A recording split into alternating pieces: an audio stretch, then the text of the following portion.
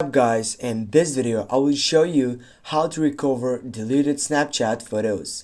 Firstly, go up to your profile section by tapping on your profile avatar and then click on the settings bar on your right upper side.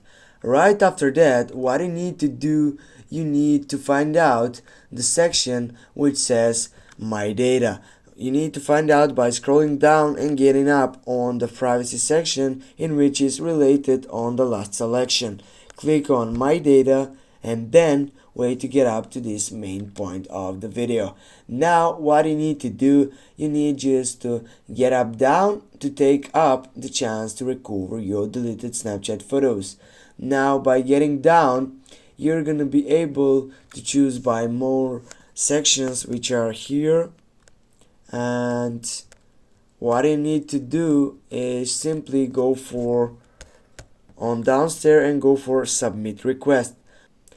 Now as you can see, everything is fine, and now here you need to enter your password, and then you're gonna be able to took all these things in one thing in which you're gonna get up a feedback to your email, and in which they're gonna get up you recovering deleted Snapchat photos. Thanks guys for watching. Don't forget to hit that like and share the video. See you soon guys.